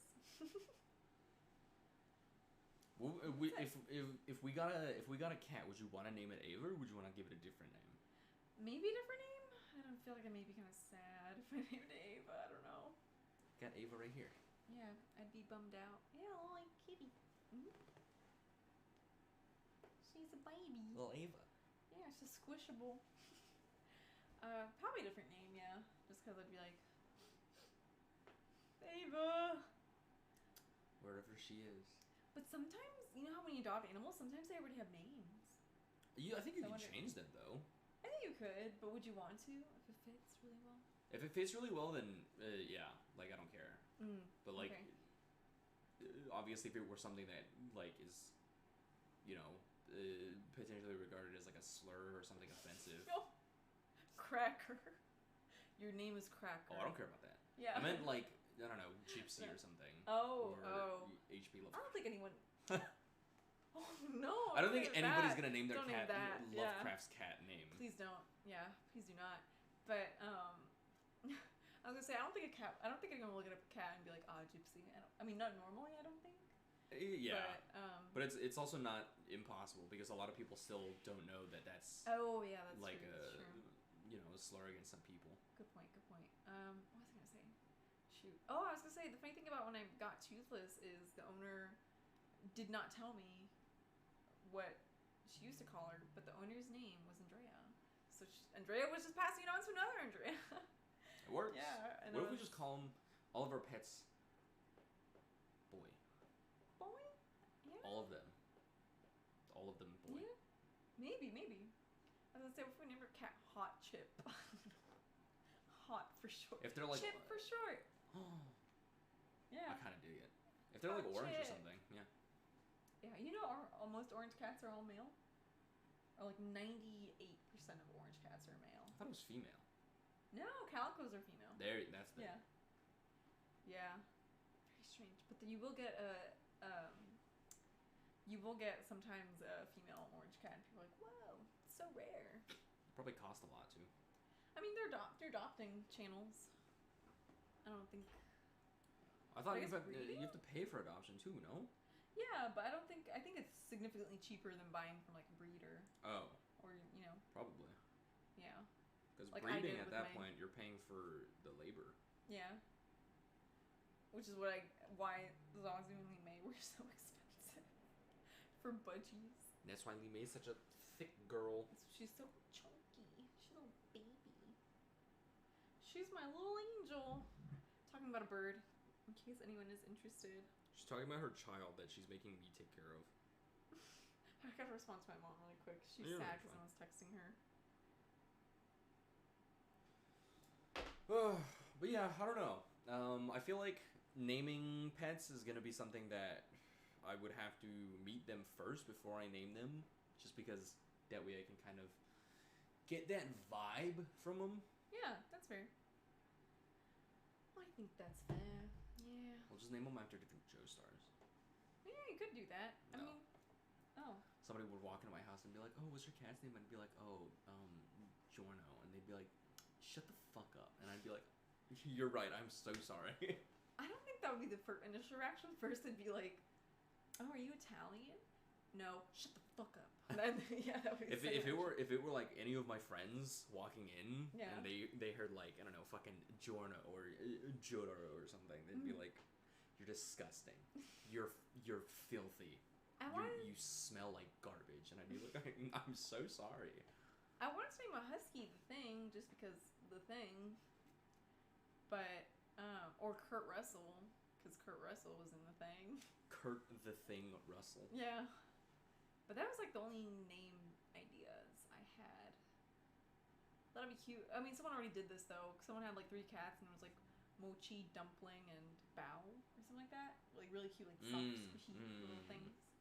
Yeah, and I was like, I like that. If we got like a Samoyed, we could name it like Cloud. Cloud? Mm-hmm. Oh yeah, Cloud. Double meaning because it looks like a cloud, and then if someone's like, "Wow, that's not very original," I'm like, "No, I just really like Cloud from Final Fantasy VII," and they're like, "Oh, I'm sorry. I thought it was just because he looks like a cloud," and I was like, "Well, you're a fucking idiot." Yeah, very cute. If we get a white cat, we can name her Blanche. From Who's? I wonder if they'll ever remake that movie. I feel like they could really go Was it all out. popular enough? It was popular, all right. It was. It definitely was like. It was more popular in the States than it was in Japan, but it was still pretty popular in Japan. For the sole reason it was just so wacky. Critics hated it, but people like the audience loved it. It went wild. I think I would be afraid that like because it was more popular in the West than it was in Japan, that a Western like studio or producer. I think they did already. Yeah. 80s remake or something like that. Oh, they did? I mean, it's called House. It's a horror movie, and I think it's the same premise, but they changed it up a lot. As they always do. Yeah, but it'd be really cool to see like a Japanese remake. If critics hated it, I feel like they're probably not going to do it. They're probably not going to do it. I will ask me. Our job. Yeah. I too would like to be eaten by a piano. War? I mean, she wasn't swallowed whole, that's for sure. Very true. She was kind of chewed up a little. I don't know. It was definitely like an acid trip of a sequence. Oh yeah. Every death scene was. Yeah. I just love niche horror movies. I don't know why. You know me. They're good and they're different. Yeah. It's not like. And they don't scare me that much. Every other fucking horror movie that exists out there. They don't scare me that much too. So I'm like, thank you. Like with Suspiria, I think I'm like. And The Thing, I'm like, yeah, these are definitely very creepy things, but I'm not afraid. The remake of Suspiria, I feel like didn't hold up that well. Babe, we were not paying attention. The bits and pieces that we did pay attention to didn't hold up. Don't ask us what we were doing. Didn't hold a candle to the original. Nobody The original asked what was we were significantly doing. better. Yeah, don't ask what we were doing. But I think if we paid attention more, we would. Our judgment, we could pass judgment. I can't pass judgment because I don't remember a fucking thing.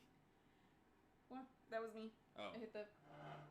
Yeah. It sounded like it came from behind me. I was like, excuse me? Talking shit about Suspiria. The director's here to come kill you. They changed it a little too much. Yeah. I think. It looked creepy, cool. Though. Yeah, and it was definitely creepy, but it like was so vastly different from like the original that it was just like this doesn't feel like Suspiria anymore. This just feels like a new movie. Yeah. So I was like, y'all, you have to have the flavor of the mystery of finding the witches, Yeah. Of like being like, wow, she's behind this. They're hiding behind this door. Yeah, and then it like turned out that like she was like the reincarnate. Yeah, of like the major witch or something, and I was like, I don't know what the fuck is going on. The Mother of Tears, I think. Yeah. Mother Suspiria. Interesting movie, but definitely not what we were expecting. Yeah. Which is why we got distracted so much, I think, maybe.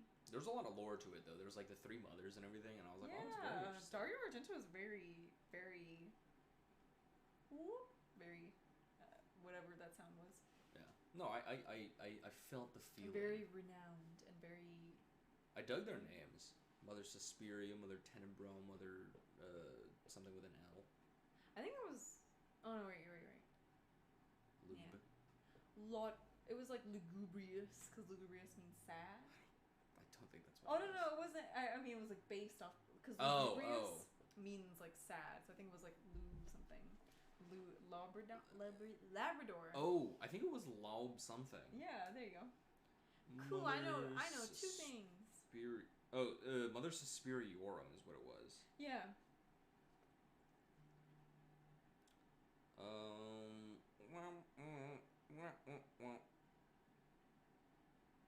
Inferno and Mother of Tears. I like Suspiria. Mother Tenenbrarum, Mother Suspiriorum, and Mother Lacrimarum. Oh, okay, never mind. I thought it sounded like the word lugubrious almost. But anywho, that's the 3 mothers if anyone's interested. The 3 movies are Suspiria. Or were you just talking low, I guess? I think we were probably just coming in. We were just talking low. Sorry. But the mic is also a little bit. The mic is a little bit far from us. I'm so sorry. Also, I might have the gain was definitely turned down. Oh. Gain was turned down this entire time. Holy shit. An hour and a half in. Oops. But yeah, Suspiria 1977, Inferno 1980, and The Mother of Tears in 2007. Such a big jump. I know. 3 years and then 27. Yeah. Very interesting though. Very cool. Yeah, anywho, watch Suspiria this Halloween, guys. Watch Suspiria. The 1977. The 2018 one might be hard to understand. 2018 one is not awful, but it's definitely not... It's very confusing. Yeah, it's definitely not the Suspiria that we were expecting. Mm-hmm. Yeah. I'm trying to think. Well, I think those are my two main horror movies, Suspiria and The Thing. The Thing is so good, but I think everyone already knows that already, because The Thing is definitely more popular than Suspiria, and also House. Although House is definitely making a kind of comeback, more or less. Yeah, I don't know. Does anyone else know any obscure horror movies that they really enjoy? I feel like I'm such a founding father with this hair. So embarrassed. No, you don't. Your hair looks I do. fine. I do. I look. It's me, George Washington. Resurrected. Then I want to fuck George Washington. Stop. Oh, it's me, George Washington. I've been resurrected after the events of January 6th. Unfortunately, you know, I'm Clone Hyde now. They Clone Hyde me, so they're putting me in high school in a couple weeks. So it's a dangerous situation for me to be in. Oh yeah, huh? Actually, I saw this clip from this show, I think on like Amazon Prime or something, called like The Wilds or something. And like the clip was like this girl, and she like gets into her like, you know, her lover's car or whatever, and she's like, oh, haha, I had to tell my parents that you were an Uber, so that I could come out here with you. And he was like a little quiet, and then she was like, are you okay? And he was like, your birthday is like September like 5th or something, right? And she was like, yeah. And he was like, the birthday where you turn 17.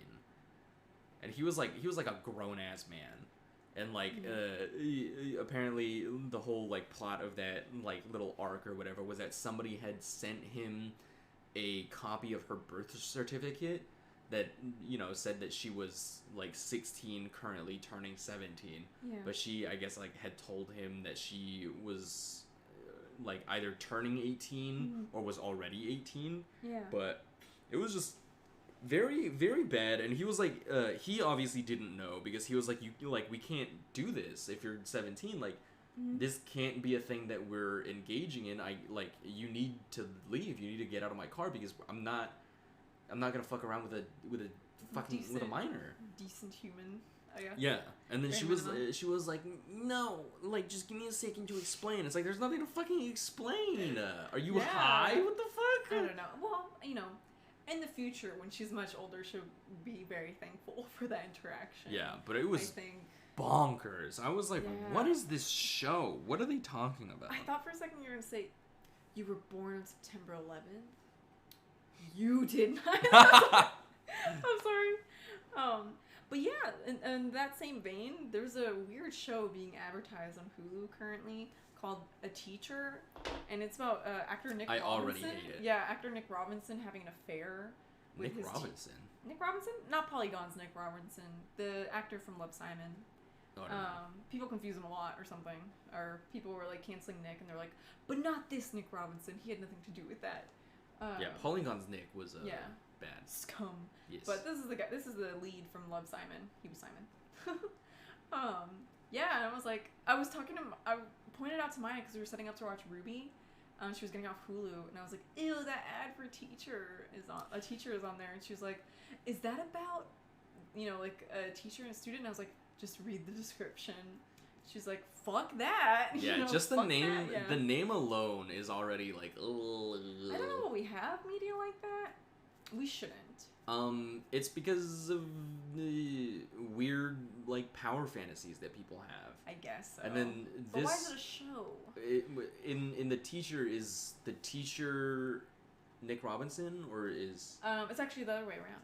The female teacher, or and she's woman. coming on to the kid, like Yeah. Riverdale, I think, or something. So it's like I feel like that it's this idea of like power dynamics and power plays and stuff, where it's just like it's a very common fantasy that a lot of people have, but then like people try and like flip it, and they're just like, oh, but if we make the girl the teacher, then it's girl boss, and it's like, no, it's not. It's still weird in a power dynamic, and it shouldn't be happening. Or the idea that's like, oh, she's not a man coming on to like an underage girl. It's not that bad. Then, Yeah, because men can't be sexually assaulted. Yeah, especially minor, like boys, young It's kids, ridiculous. young boys. Fucked up. But I was just very mad there was a show all about that. I was like, shut up about this show. Shut up about this show. Shut up about the teacher. Shut up about the teacher. Shut up. Yeah, so it was like, very bizarre. Problematic. Very problematic media. I mean, at least in the one you were talking about, the adult is like, no, get out of my car. And this one, I guess, it's just an entire show revolving around this illicit relationship, or this taboo that's relationship, weird. which is really not my jam. Sorry. I never understood, I don't know why. I mean, I guess, like you said, power play, that, people like the idea of like, ooh, oh my. Ooh, oh my. What is it?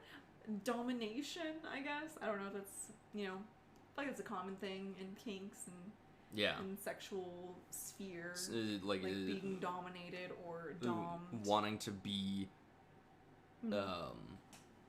wanting to be with somebody submissive. Yeah, or vice versa. Wanting to be someone who's dominating, I guess. Yeah. But I was like, I don't know about that. It's such a tricky thing. Not to shit on people who do have that kind of sexual preference in a safe space, with other consenting adults, Just very bizarre. It's very, I don't understand it very, very well.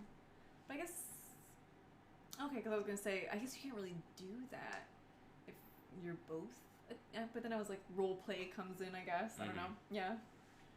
As we've probably seen in porn. Yeah. Which reinforces those, those negative, not stereotypes, that negative, what is it? Basically reinforces victim blaming and rape culture and society as a whole, unfortunately. I feel like even terming things like top and bottom might even do that. Yeah, well, it's a thin line, I think, in a way. I don't know. It's weird. Very weird. Sex is weird. No one should have it. Yeah, we don't. That's for sure. Yeah, we don't. This is a purity ring. Yeah, these bracelets are purity bracelets. Yeah. They're chastity bracelets. We took an oath. Mm-hmm. Yeah. What's that one show in TLC where it's like couples who never kissed before until their wedding or something like that? There's a channel on YouTube. I don't know if it's still like functional, or I don't know if they're still like uploading or anything, but it was called Girl Defined. And it was like two like painfully Anglo-Saxon Christian women just like talking about like, oh, like this is like the right like God respecting way to like live your life or whatever, and then they were both like very set in their ways of like no sex before marriage, not even like the first time that they can ever kiss anybody is like on their marriage day, and so it was just like this whole like wild thing. And I'm remembering this now because I recently saw something about them where the one of them like took a picture with her like husband, I think maybe, at her like grandpa's headstone, and she was like talking about like him and stuff, and he was apparently like a soldier or something. Of course. Yeah. In Germany.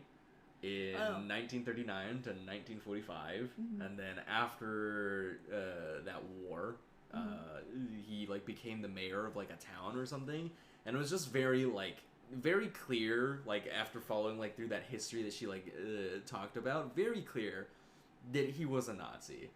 And so it was just like, all right, great. And then I was like reading through the comments, and I was like, God, what the fuck is like going on with these people? Like Anglo-Saxon Christian women. Also, your grandpa was a Nazi. That's and lost heritage, baby. Yeah, and then there was like a comment thread that was talking about a rumor that went around also that both of their husbands, because it was two women, so both of their husbands had apparently gone through conversion therapy. But that one was a rumor and was never like confirmed or denied. I was like, but like, holy shit, you know? Yeah. What? Yeah, it was crazy. Yeah. Scary stuff. I've seen like. Huh? I'll show you a video on them later. Sure. I've seen. There is like one YouTube that I've like repeatedly had to be like, stop showing me this. Shut up about this. Shut up about this account. Ben Shapiro's sister. It was like, Ask Abby? Maybe it was? Yeah, classically Abby. Is that yeah, her? Yeah. Oh.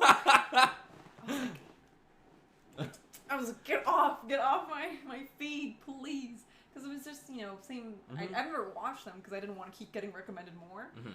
Where they were like, how to dress like conservatively, how to like carry yourself, very ladylike, and I was like, shut the fuck up. No. Yeah. It's classically Abby is run by Abby Shapiro, who is Ben Shapiro's sister. Okay, I didn't know. I mean, I was like, it might as well be. I didn't know that. I think the reason that it started getting like recommended so much, or started getting like that as much like traction as it did, was because Ben Shapiro was like back in the spotlight and everything, and everybody was like roasting him, and then she was like, oh, I can write kids and put my stupid little YouTube channel. Yeah. It's like, shut the fuck up, Abby. But it's so whack that she's saying these things. I mean, I feel like bad saying this because obviously. Because what, her news leak? Yeah, she was like, be classy, be like this, don't do this, and I'm like, lady, your fucking nudes are all over. Her nudes are not classy. I'll tell you that. I'm like, I mean, I only saw the one you showed me, and I was like, her nudes. I'm sorry. Yeah. Like, I feel kind of sick. Okay, like sick looking at, like nauseous. I like the first time that I found out about it, I had the same kind of interest as like Cats 2019, where I was just like, I don't want to look at this, but I'm gonna look at this. So I went and I like. They're not that hard to find. Yeah. Unfortunately, I feel bad for her. Yeah, of course. But it's also she like, doesn't deserve that. As shitty of a person she is, I wouldn't wish that on. But then it's like. But then you shouldn't shit on women who do it. And exactly. Yeah. And be like, be classy, be conservative, and then literally have your shirts everywhere. Yeah. Which again, I don't know if that was her fault. I mean, I'm sure someone, it spread like wildfire because men are scum, which is not her fault. But again, it's hypocritical. Yeah, it's hypocritical, basically. But yikes, I didn't know that was her. I was just that's her. I was like, stop! I don't want to see these videos. I didn't know at first either, because I also got it recommended to me a lot, and I was like, who the fuck is this? I don't even watch these kinds of channels. Yeah. But like I never clicked on it. And then I saw somebody say like, classically Abby and Abigail Shapiro like in the same like sentence, and I was like, oh. Yeah. That makes sense. Makes sense. All coming together now. Stupid is, stupid does, guys. It really does, and it really shows with those two siblings. And I think the classically part of it is like a callback to like the whole classic trad wife tradition kind of thing. Oh yeah. So it's just a lot not good stuff. I will say one of my favorite Ben Shapiro clips is the one where he's like, if climate change happens and people's like homes are underwater, don't you think they'd sell those homes before that happens? And then the guy responding, and he's like, to who? Fucking Aquaman! That's what I was like, he sucks, but thank you for this, for creating the advent of this video that brings me so much joy. I don't know if it's like from sound bites that like Ben Shapiro has said, or if it's like someone using like one of those like softwares that like imitates voices, or if like it's someone doing an impression or something. But there's that rendition of WAP with Ben Shapiro singing. Yeah. Quality content, but my God. He's got a wet ass pussy. He really does. Well, his wife sure doesn't. Because she's got a dry ass pussy. Yeah, there's cobwebs down there. Probably. Because wasn't he like, it's like being wet is a myth. It's a medical condition, or like women don't get wet. You're like, you have a disease or an STD or something if you have a wet pussy. Yeah, he's and a fucking idiot. Thank you for announcing to the world that you you're have a virgin. never pleasured your wife. She was probably like, do you want to fuck me? And he was like, what is that? What the fuck is that? Oh my God. He probably like didn't even. He probably came or something. And he was like, "Wow, did you come too?" And she was like, "No." You didn't even touch me. You didn't touch me. You just came. Yeah. He's like, "Honey, where's your penis?" And she's like, "What?" And she's like, "Everybody's got one." And she's like, "Oh no." You what? Are you sure? You're a Ken doll. Well, that's unfortunate. Yeah.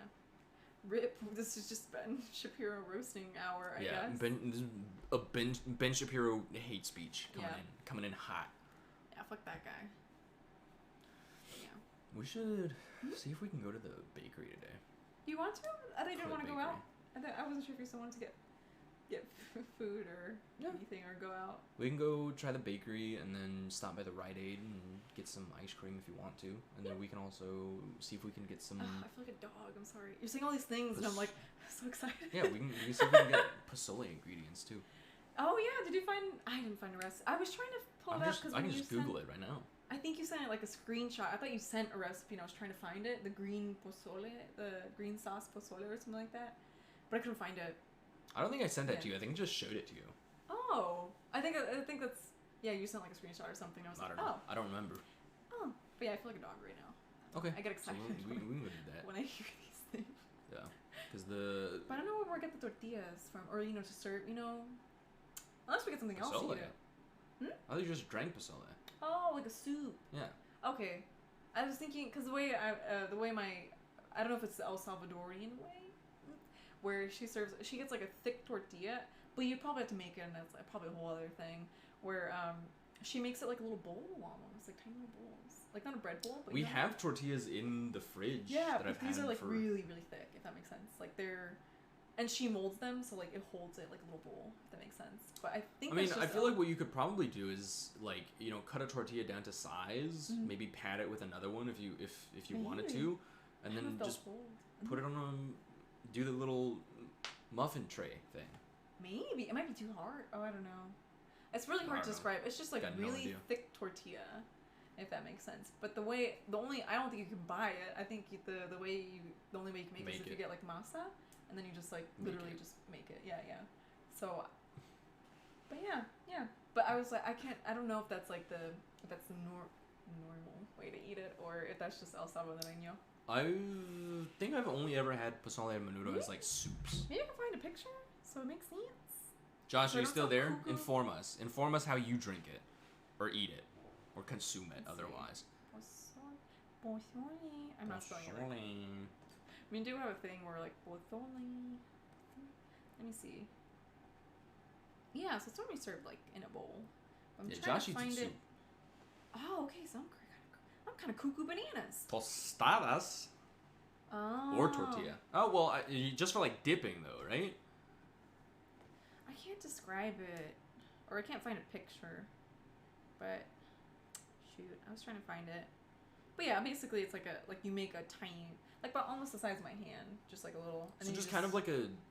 Yeah, like a spread bowl almost. Like ceviche almost, where it's just like, it like has a liquid to it, but it's more solids than liquid. Right. And then, you know, that's how I Thick. eat it. But, you know, it has to be either the way my aunt makes it or the way they eat it in El Salvador. Yeah, it might just be a regional thing. Yeah, that's what I country wasn't thing. sure. I was like, wait a minute, you're right. Pozole. I've only ever eaten it like in certain little tortillas, so I was like, oh shit, you're right. You do kind of eat it out of a bowl. Soup. I'm so El cold. soup. I'm actually more Soup. cultured. I'm on another level. Yeah, you've actually just really not. gained more culture. I'm really not. Very powerful. No. of you. I don't know where the nearest grocery store is. I don't know if this Target has a grocery section. It does. It does. It does. It might be a little bit more expensive though. In my experience, I thought Yeah. Target is Market a little Pantry, like Target brand Market Pantry stuff is cheaper. cheaper than like Oh. other stuff. I have my gift cards too if you want to use those. Target? Mhm. We'll see. We'll Do I see have like one? what the recipe calls for and stuff too, because Oh, it right, might right, just right. be stuff that Target like won't have. Oh right, yeah. Because if we make it with the little chickpea or the what do they call it? Not the chickpea. I know those little The little balls. things I that don't look know. like chickpeas, I've kind of. a bean, It's a little garbanzo white- bean. Yeah, maybe it is. I don't know. I've got no fucking idea. Yeah, I'm clearly not cultured. That was a lie. A bean testy. Oh yeah, that was the name. A bean testy? No, it was either pebbles or beans. Oh. Yeah, because I love the beans. The little Beans the cat. When you showed me, I was like, what a fucking cute name. We'll name our cat Pozole, I guess. Fuck yeah, dude. Spill some pozole on them. A white hump. There you go. What the fuck is a white hominy? Oh, the thing? The little. Oh. Looks like a bean, but I don't think it is. But like, what the fuck is a white hominy? A white hominy. Yeah, but like, what is? I'll look it up. Whatever. Okay. Thanks everyone for tuning into our podcast Yeah. today. There was I very little spaced direction. out. Sorry, I was. We I just was kind like, of existed. While you were saying that, I was kind of like that. For Thinking some about reason. white hominies. Yeah, no, I was thinking about cats. I don't I'm know. Anywho, always thinking about cats. But yeah, thanks guys for tuning in.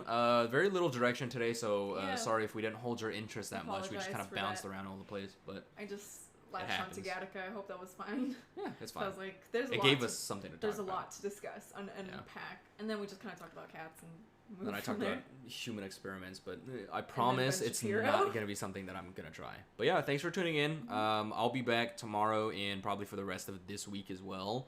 We'll just be more streams and stuff. And then Yeah. I think I'm going to try and stream almost every day until the end of the month when I have to go back to work, but we'll see how that happens because I do still have to finish my realtor's license thing.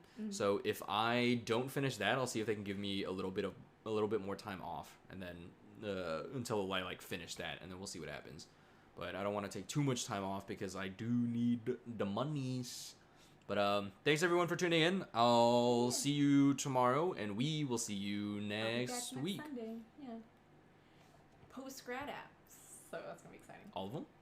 Mhm. Oh shit. Yeah. Getting close. You already got the champagne. Why don't you? Oh, we should yeah. save that one if and where I get accepted. Yeah, but it's just sitting in the fridge. You can have it whenever.